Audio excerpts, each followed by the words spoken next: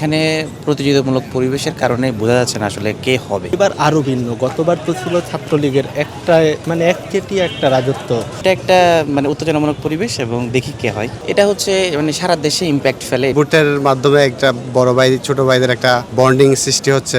মিলেমিশে কাজ করতেছে। এখন পর্যন্ত মারামারির কোনো খবর পাওয়া যায় না, এই যায় নাই। বোঝা যাচ্ছে যে 5 আগস্টের পরে যে আমাদের দেশের মধ্যে রাজনৈতিক কালচারের মধ্যে যে বিরাট একটা পরিবর্তন আসছে, এটার প্রকাশটা যে এই ডাকসুতে আমরা দেখতেছি।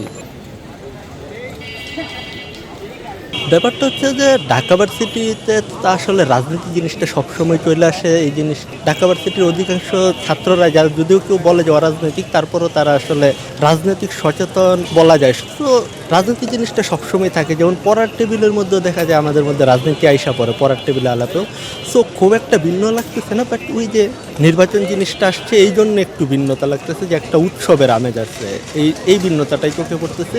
বাট এছাড়া রাজনীতির ব্যাপার যেটা স্বাভাবিকের মতোই লাগতেছে, কারণ রাজনীতি এই জায়গায় সবসময় থাকে, সারাক্ষণই থাকে। আমরা যখন ফার্স্ট আসছিলাম 2019 সালে, ওই মুহূর্তে আমি ডাকসুতে ভোট দিয়েছিলাম, ফার্স্ট ইয়ারে ছিলাম তখন।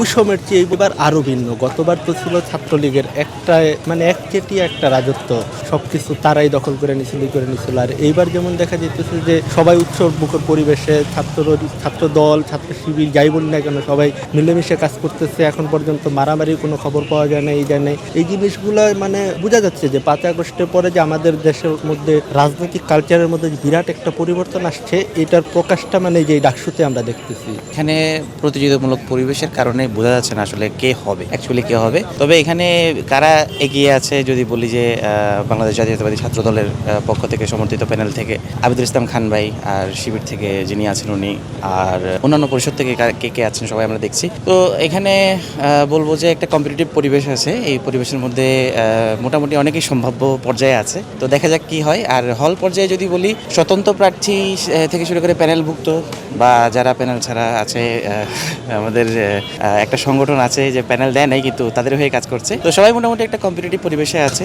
তবে বলা যাচ্ছে না কে হবে। এটা একটা উত্তেজনামূলক পরিবেশ এবং দেখি কে হয়। ডাকসুটা হচ্ছে কি শুধুমাত্র ঢাকা ইউনিভার্সিটির ছাত্র সংসদের নির্বাচন এমন না, এটা হচ্ছে সারা দেশে ইম্প্যাক্ট ফেলে। এটা 90-এর সময় হয়েছিল, 2019 সালে হয়েছিল, এবছরও হচ্ছে। এইটা সারা দেশব্যাপী এটার একটা ইম্প্যাক্ট আছে। তো সেই দিক থেকে এই কয়েকটা দিন যদি আমরা ডাকসুতে যারা প্রার্থী এবং ভোটার সবাই একটু ব্যয় করে, আমার মনে হয় না খারাপ হচ্ছে। যদিও শিক্ষার্থীদের উচিত হবে না, যারা ভোটার তাদের পড়াশোনার টেবিলেই থাকা উচিত, যারা প্রার্থী তারা নির্বাচনের জন্য প্রচারণা করবে, এটাই আকাঙ্ক্ষা আর কি, আশা।